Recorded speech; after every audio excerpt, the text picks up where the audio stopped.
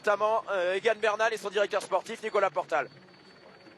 J'essaye d'écouter ce qu'ils disent. Allez-y, tendez l'oreille, Thomas.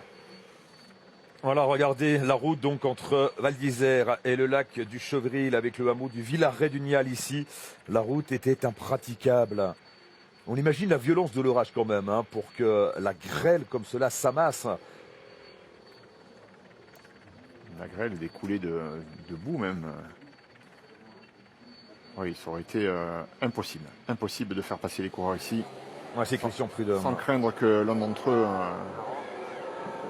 ne puisse plus repartir demain à cause d'une grave chute. Nicolas Portal ici avec Egan Bernal. Oui, il explique, mais t'inquiète pas, t'es passé en tête au sommet, c'est toi, les temps au sommet qui font référence, maintenant on va rentrer à l'hôtel, tu vas te changer, mais c'est sûr.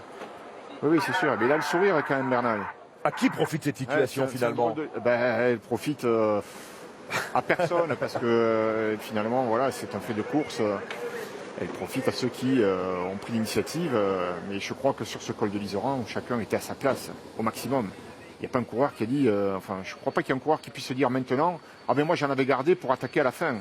Ils étaient tous à fond. Donc on arrête les temps au sommet. C'est la hiérarchie qui est respectée, je crois. On va retrouver Thierry Adam tout de suite, tout près du maillot jaune. Oui, alors j'ai essayé de faire l'interview, mais bon, c'est pas facile.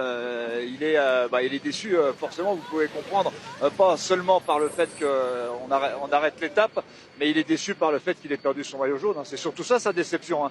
Elle est là, hein, c'est que c'est pas tellement que l'étape s'arrête. Alors oui, un peu, mais sa vraie grande déception, c'est qu'il ait perdu le maillot jaune et qu'il ait perdu peut-être le Tour de France, pas encore, mais la perte du maillot jaune, là, voilà, là, il est vraiment très très déçu d'avoir perdu son maillot jaune. Donc pour l'instant, pas prêt à répondre aux questions. Regardez cette image. Évidemment que la course ne pouvait pas se poursuivre, Laurent. Il faut que les coureurs sont en colère et ça se comprend. Ils sont dans l'effort encore, dans l'intensité de l'effort, avec tous ces enjeux que l'on a décrits.